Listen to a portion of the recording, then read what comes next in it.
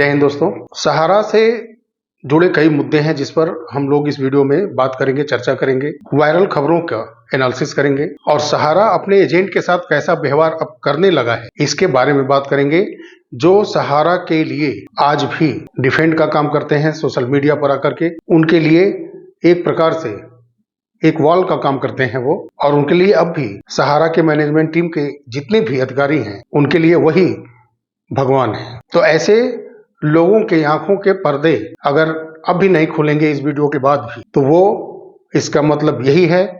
कि वो करोड़ों अरबों में खेलने वाले लोग हैं। उनके समाज के गरीब एजेंटों या बहुत सारे निवेशकों जो करोड़ों में संख्या है, उनका उनसे कुछ लेना देना नहीं है। उनको बस एक प्रोपेगेंडे के तहत सहारा ने पाल रखा है और वो सोशल मीडिया पर आकर के वही बोलते हैं जिससे सहारा का प्रोपेगेंडा कायम रहे और सहारा की हकीकत छुपी रहे। आप जानते हैं कि पिछले कुछ सप्ताह के अंदर लखनऊ के अंदर कार्रवाई हुई जिसमें एक सहारा सिटी का मामला था जिसमें कि कार्यालय सीज किए गए, और अभी हाल ही में एलडीए के द्वारा कार्रवाई की गई है जो कि 30 वर्ष पहले लगभग सहारा को लीज पर दी गई थी जमीन, उसका वो खुद अनलीगल तरीके से मालिक बन बैठा और जहां 150 शॉप होने चाहिए वहां पर सिर्फ 11 शॉप, और उसमें भी जो शॉप ऑनर हैं इस समय के वो खुद मालिक बन बैठे हैं और उनको बिक्री करने वाला कौन है? सहारा है। तो ये सब फर्जीवाड़ा निवेशकों के साथ साथ क्या एजेंट के सामने नहीं आता है? ये बातें क्या इन तथ्यों से आप वाकिफ नहीं हो रहे हैं कि क्या सहारा कर रही है? और सहारा अपने पैसों के बल पर बची है, संवैधानिक संस्थाओं को खरीद करके बची है। क्योंकि अगर 2006-7 से लेकर के कंटिन्यू अगर 2014 के बीच में अगर निष्पक्षता से अगर ऑडिटिंग की गई होती और उसके रिपोर्ट के आधार पर कार्रवाई की गई होती तो सहारा कब का बेनकाब और पूरे तरीके से हो गया होता और पेमेंट देना इसकी मजबूरी बन गई होती। और जैसा मैं पिछले कई वीडियो में लगातार कहते आ रहा हूं कि ये पियून से लेके सुप्रीम कोर्ट के जज तक सब जगह इसकी पहुंच है और सबको ये खरीद लेते हैं पैसे के दम पर, क्योंकि सभी के वकील कपिल सिब्बल, सिंघवी जैसे लोग नहीं हो सकते। पिछले कुछ सप्ताह के अंदर आपने देखा होगा कि सहारा ने कितना गंदा निचले स्तर के भी नीचे स्तर का काम कर रहा है। अपने एजेंट के ऊपर वो इल्जाम लगा रहा है और वो कोर्ट में हलफनामे भी दे रहा है और एफआईआर करने की धमकी दे रहा है कि एजेंटों ने जो कन्वर्जन है और जो ये गलत पॉलिसियां हैं सोसाइटीज की, ये एजेंटों ने स्वयं चलाया है। एजेंटों ने करोड़ों करोड़ों रुपए इसमें बनाए और ये फर्जी बॉन्ड जो कन्वर्जन के सोसाइटीज के या अन्य क्यू शॉप के कुछ ऐसे जो निवेशक के पास हैं, ये गुमराह करके ये फर्जी बॉन्ड दिए हैं। ऐसा अब सहारा का कहना है कि एजेंट इसमें गुनाहगार हैं, एजेंटों के द्वारा ये गलत किया गया। ये हमारे पास डाटा नहीं है, मैं इसका पेमेंट कैसे करूंगा? तो अब भी जो सहारा के लिए डिफेंड करते हैं आते हैं सोशल मीडिया पे और वो एक प्रकार से खुल करके अब गाली भी देना शुरू कर दिए हैं। जो पहले सहारा में करोड़ों रुपए अपने जरिए सहारा में जमा कराए हैं, आज उनको वो आकर के गाली देते हैं, चंदा लेने वाला, चंदा खोर, क्या क्या बोलते हैं वो। इस पर वो जवाब देंगे कि क्या एजेंट ने फर्जी पॉलिसियां निवेशकों को दी हैं जो सहारा इस समय क्लेम कर रही है, इल्जाम लगा रही है, मुकदमा करने की धमकी दे रही है। जिन सहारा के एजेंट ने करोड़ों रुपए ले जा करके सहारा को दिया, उसी के ऊपर सहारा ने करोड़ों के गबन का और फर्जीवाड़े का बांड देने का इल्जाम लगाया है। अब भी जिन एजेंटों की आंखें नहीं खुली हैं कि सहारा सिर्फ अपने को बचाना चाह रहा है, ऐसे लोगों को सोशल मीडिया पे लगा रखा है जिनसे उनके प्रोपेगेंडा को लोगों को दिखाया जा सके सोशल मीडिया के माध्यम से, और वो अपने आप को सेफ रखे हुए हैं। कुछ दिन पहले एक लेटर वायरल हुआ था कमांड कार्यालय से जिसमें कि मेंबरशिप फॉर्म, इन सबके डिटेल मांगे गए थे अपने फ्रेंचाइजी कार्यालय से और अपने नीचे के कार्यालय से, कि जिनका डाटा नहीं पहुंच पाया है उस लेटर के साथ डाटा भी दिया जा रहा है और ये सभी कार्यालय 8 से 10 दिनों के अंदर अवगत कराएं क्या हुआ उसका। ऐसे ही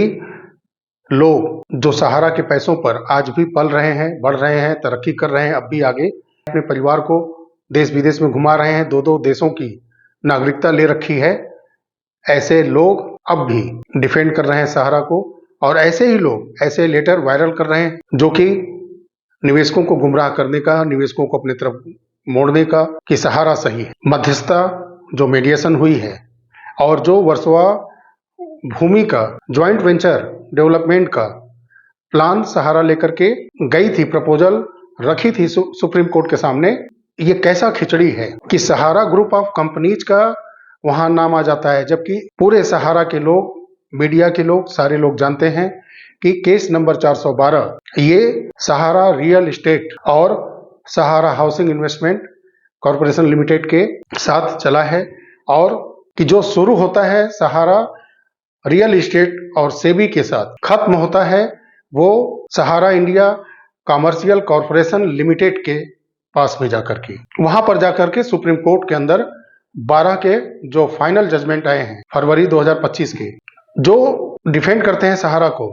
वीडियो बना करके, और पीछे अच्छा खासा भारत माँ का बैनर लगा के करते हैं। उनका कहना है कि सहारा के ऊपर कोई साबित नहीं कर पाया है, कोई संस्थान साबित नहीं कर पाया है कि सहारा ने गलत किया है, और 5 सितंबर का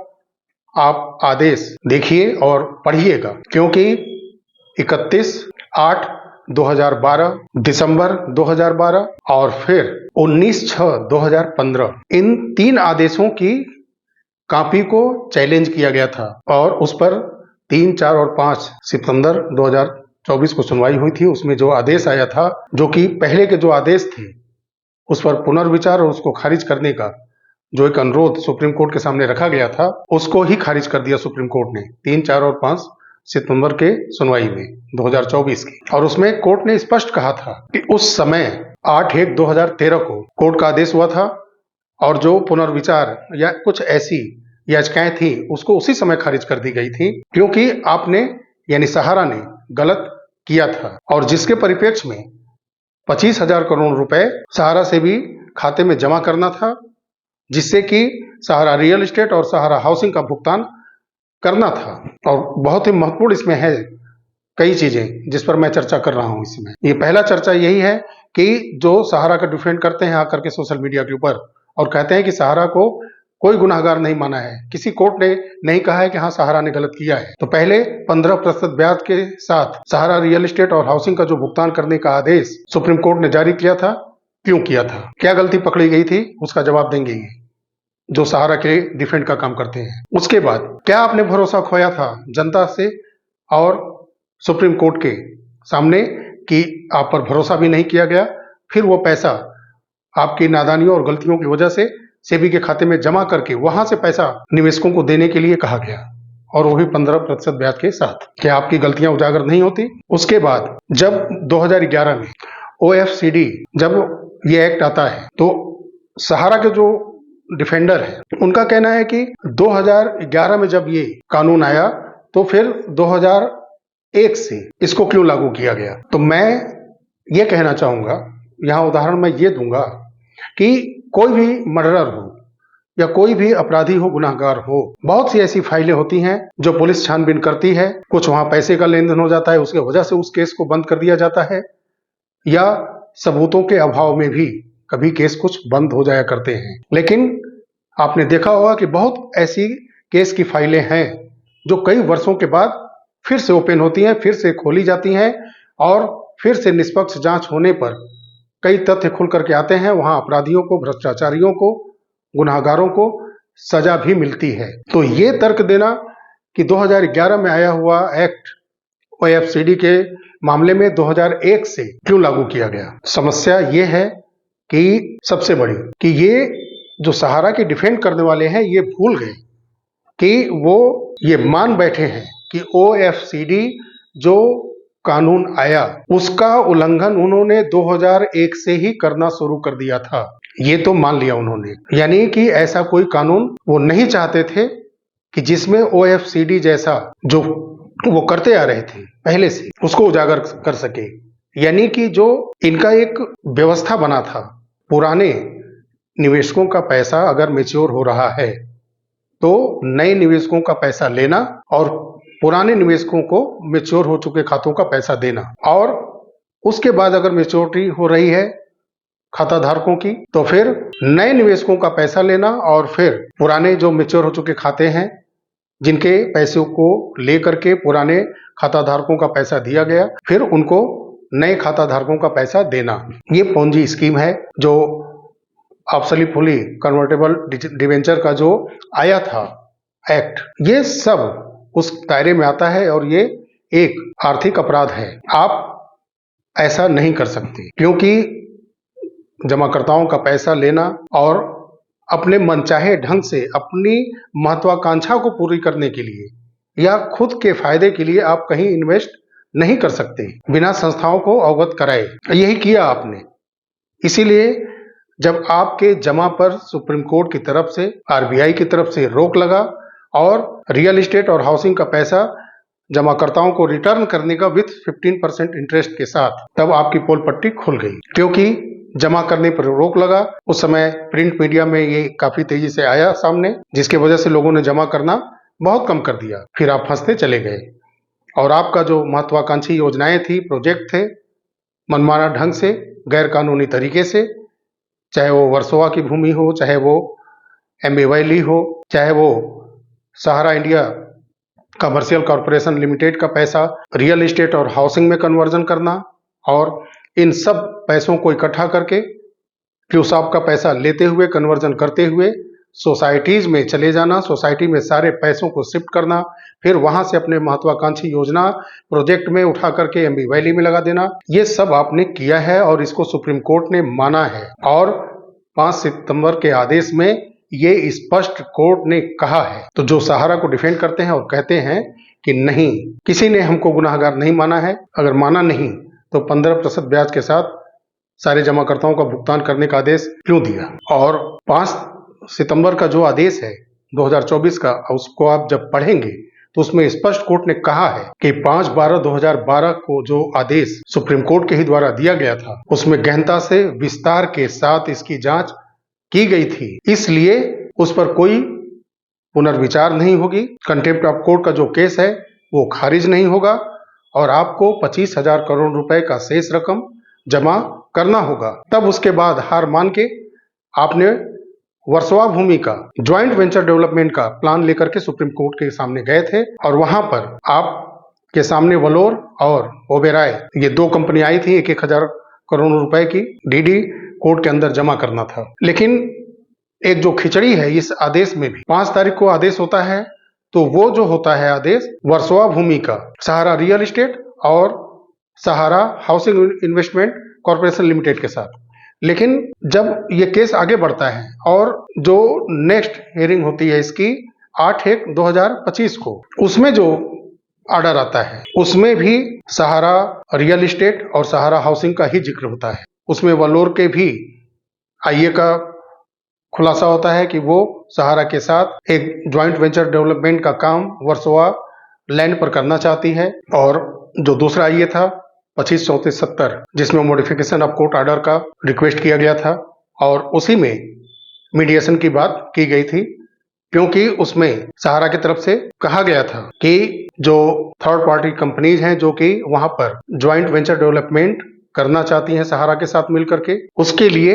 मीडिएशन का प्रस्ताव जो कोर्ट के सामने रखा गया है वो उसको स्वीकार करें और ऑर्डर करें कि इसको मीडिएशन के माध्यम से सुलझाया जाए। और कोर्ट ने ऑर्डर दिया भी था। उसमें एक आईए की और सुनवाई हुई थी, जिसमें कि जो 5 सितंबर का आदेश था उसमें कुछ अमाउंट मिसिंग था, उसको भी स्वीकार किया गया था और उसको भी करेक्ट किया गया था। ये 8/1/2025 का था और इसमें भी रियल एस्टेट और हाउसिंग का ये 2 कंपनियां सहारा की सामने थी। और जो फिर सुनवाई होती है 12/2/2025 को, वहां पर रियल एस्टेट और हाउसिंग जो ये सहारा की ये 2 कंपनियां हैं, इनका कहीं नाम नहीं आता। और वहां पर जो ज्वाइंट वेंचर डेवलपमेंट की बात होती है वर्सोवा लैंड के लिए, वो डील दिखाई जाती है सहारा इंडिया कमर्शियल कॉरपोरेशन लिमिटेड के साथ में। बीच में कई जगह जिक्र है सहारा ग्रुप ऑफ कंपनीज के शब्द का चयन किया गया है ऑर्डर में। तो ये खिचड़ी बात समझ में आई नहीं कि जो contempt of court Sahara real estate के साथ शुरू हुआ था सेबी के साथ, उसकी सुनवाई रियल एस्टेट सहारा के फर्म और सहारा हाउसिंग जो सहारा के फर्म हैं, इनके बाद इसका जो लास्ट है 12 फरवरी 2025 की जो ऑर्डर की कॉपी है, उसमें फिर वहां के डेवलपमेंट के लिए, जिसमें कि सहारा ने एक थर्ड पार्टी का जिक्र किया था, कई कंपनियों का जिक्र किया है और उसमें कहा है कि 8,000 करोड़ रुपए इसमें एक कंपनी लगाना चाहती है, हमारे साथ आना चाहती है और कई कंपनियां इसमें आना चाहती है हमारे साथ वहां पे ज्वाइंट वेंचर डेवलपमेंट के लिए। तो वहां पर सिर्फ और सिर्फ उस पूरे आदेश में सहारा इंडिया कमर्शियल कॉरपोरेशन लिमिटेड का जिक्र है। हालांकि इसको जो जानकार हैं, विशेष जो सहारा के लोग हैं, जानते होंगे, लेकिन जो प्रमुख केस है, केस नंबर 412, इसके बाद जब 12 फरवरी का आदेश आता है, फिर उसके बाद 18 मार्च 2025 को मीडिएशन कंप्लीट होता है और ये केस नंबर 412 क्लोज हो जाता है। और तब से अब तक ये रहस्य में पड़ा हुआ है। ये केस अभी कुछ भी इसके आगे समझ में नहीं आया है। हालांकि अप्रैल तक उसमें कई आईए लगे हैं, कई लेटर लगाए गए हैं, सेबी की तरफ से भी लगाए गए हैं, सहारा की भी तरफ से लगाए गए हैं। हालांकि अभी कोर्ट की तरफ से कोई अपडेट ऐसा नहीं है। कमर्शियल का पैसा रियल एस्टेट और हाउसिंग, और फिर उसमें सारे जमाकर्ताओं को डालना और फिर वहां से उठा करके क्यूस ऑफ हाउसिंग के कस्टमर को उठा करके फिर सोसाइटीज में डालना, सहारा सिटी में बड़े बड़े घरों का स्वप्न दिखाना, वहां इन्वेस्ट करवाना, खुद की महत्वाकांक्षा और खुद को सबसे अमीर और सबसे बड़ी कंपनी बनाने के चक्कर में ये सारी बेईमानियां आम जमाकर्ताओं और एजेंटों के साथ की गई हैं और ये कोर्ट ने स्वीकार किया है। इसीलिए जो सहारा के डिफेंडर हैं, जो कि डिफेंड करते हैं आकर के, वो इन तथ्य के लिए जो सामने मैंने रखे हैं आज, उसका अपने वीडियो के माध्यम से हो सके तो जवाब दीजिएगा, नहीं तो अब गुमराह जमाकर्ताओं को न करें। स्पष्ट रूप से सहारा से आप रिक्वेस्ट करें, सरलता से करें या कोर्ट के माध्यम से करें, पैसा दिलाने की बात करें, क्योंकि भुगतान पर किसी कोर्ट ने रोक नहीं लगाई है। नीचे से ऊपर तक सारे कोर्ट ने भुगतान करने की बात हमेशा कही है, कुर्की की बात कही है, लेकिन पैसों के दम पर आप सेफ हैं, सहारा के लोग सेफ हैं। कोई भी कार्यालय बंद करने की बात भुगतान को लेकर के कभी नहीं किसी कोर्ट ने कही है। ना ही जो सहारा के लोग आकर के आगे झूठ बोलते हैं सोशल मीडिया पर कि